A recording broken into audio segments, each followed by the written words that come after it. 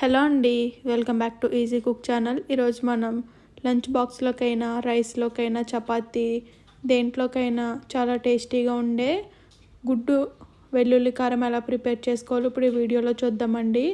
ఇది పొద్దున్నే క్యారేజ్ బాక్స్లోకైనా కూడా ఈజీగా అయిపోతుంది, టైం ఎక్కువ పట్టకుండా క్విక్గా అయిపోతుంది, టేస్ట్ కూడా చాలా బాగుంటుంది.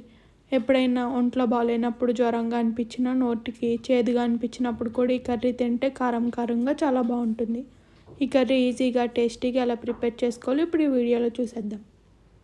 దీనికోసం ముందుగా ఒక మిక్సీ జార్ తీసుకొని దాంట్లోకి 10 నుంచి 12 వరకు వెల్లుల్లి రబ్బల పొట్టు తీసుకొని యాడ్ చేసుకోండి. అలాగే ఒక 2 టేబుల్ స్పూన్ల వరకు జీలకర్ర, ఒక 2 టేబుల్ స్పూన్ల వరకు ఉప్పు, అలాగే 2 నుంచి 3 టేబుల్ స్పూన్ల వరకు కారాన్ని కూడా యాడ్ చేసుకొని ఇవన్నీ మెత్తగా కచ్చపచ్చగా అయ్యేంత వరకు గ్రైండ్ చేసుకొని ఈ మిశ్రమాన్ని పక్కన పెట్టుకోండి. ఇప్పుడు ఈ కూరకి కావాల్సినట్టుగా నేను ఇక్కడ 6 కోడిగుడ్లు తీసుకొని ఉడికించుకున్నానండి. ఇలా ఉడికించుకొని పొట్టు తీసుకొని నేను చూపిస్తున్న విధంగా గుడ్లకి ఘాట్లు పెట్టుకొని ఈ గుడ్లన్నింటినీ పక్కన పెట్టుకోండి. ఇలా ఘాట్లు పెట్టుకోవడం వల్ల మనం వేసే వెల్లుల్లి కారం అంతా గుడ్లోకి వెళ్ళి టేస్ట్ బాగుంటుంది. ఇప్పుడు స్టవ్ పైన ఒక బాండీ పెట్టుకొని ఒక 2 నుంచి 3 టేబుల్ స్పూన్ల వరకు ఆయిల్ యాడ్ చేసుకోండి. ఆయిల్ కొద్దిగా హీట్ అయిన తర్వాత దీంట్లోకి ఒక 1/2 టీ స్పూన్ వరకు జీలకర్ర, ఒక 1/2 టీ స్పూన్ వరకు ఆవాలు, అలాగే 2 నుంచి 3 వరకు ఎండుమిర్చిని కూడా యాడ్ చేసుకోండి.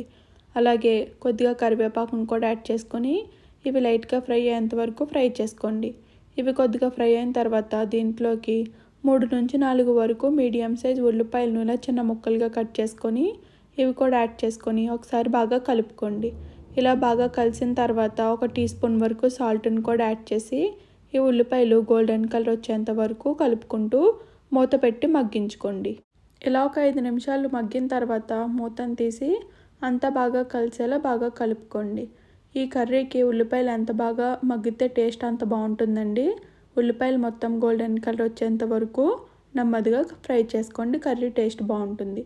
ఇలా మొత్తం అంతా బాగా కలిసేలా కలుపుకున్న తర్వాత మనం దీంట్లోకి ముందుగా పెట్టుకున్న వెల్లుల్లి కారాన్ని మొత్తాన్ని యాడ్ చేసేసుకోండి. ఇలా యాడ్ చేసుకొని ఈ ఉల్లిపాయలన్నింటికి ఈ వెల్లుల్లి కారం పట్టేలా బాగా ఫ్రై చేసుకోండి. ఇలా ఈ వెల్లుల్లి కారం మొత్తం ఈ ఉల్లిపాయలకి బాగా పట్టేలా కలుపుకుంటూ ఒక 5 నిమిషాల పాటు ఫ్రై చేసుకున్న తర్వాత మనం ముందుగా ఉడికించి పెట్టుకున్న కోడిగుడ్లను కూడా ఇప్పుడు యాడ్ చేసేసుకోండి.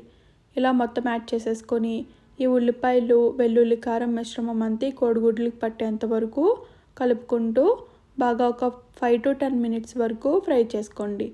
ఇలా ఫ్రై చేసుకోవడం వల్ల ఈ ఉల్లిపాయలు ఈ వెల్లుల్లి ఘాటు మొత్తం గుడ్లలోకి వెళ్తుందండి. ఇలా ఒక 5 నిమిషాల నుంచి 10 నిమిషాల పాటు కలుపుకుంటూ స్టవ్ని సిమ్లో పెట్టుకొని ఉడికించుకోండి.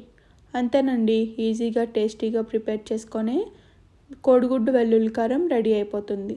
నెక్స్ట్ టైము ఈ ప్రాసెస్లో ప్రిపేర్ చేసి చూడండి. ఎప్పుడు గుడ్ల కర్రీ, గుడ్ల పులుసు కాకుండా టేస్ట్ బాగుంటుంది. థ్యాంక్ యూ అండి. Thank you for watching and subscribe to my channel.